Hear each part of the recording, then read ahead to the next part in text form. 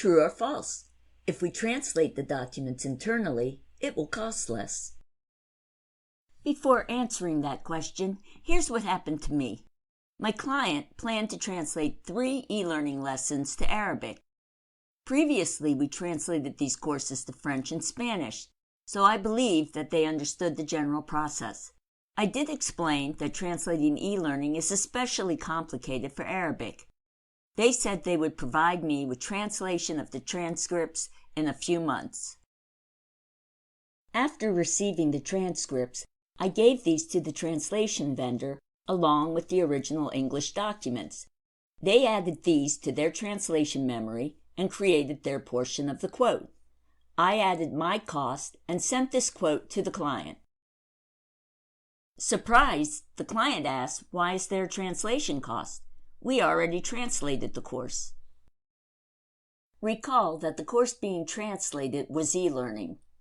E-learning is similar to a video. It can have buttons with words on them, graphics with labels, and audio. All this text must be translated. In addition to the e-learning itself, there is the hosting platform where the e-learning resides. It is usually referred to as the course player. You might also be responsible for making sure all the text and labels in this player are translated. Returning to my question from earlier, if you said true, maybe it will cost less, but it is much more likely the project will end up costing more because of rework and delays. Managing a translation project without awareness of all its subtleties can result in much higher cost and a longer schedule than expected.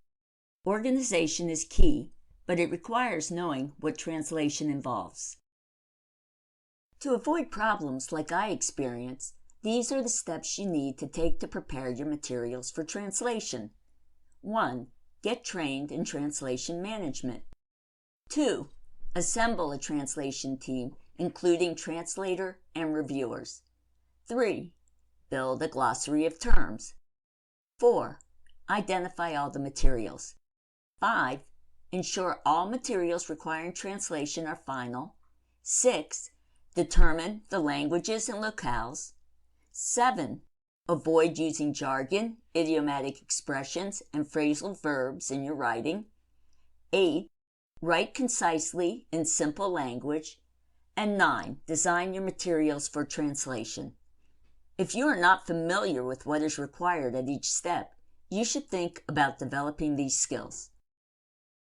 Stay tuned for the next video in the series, Putting the Pieces Together. Thanks for watching.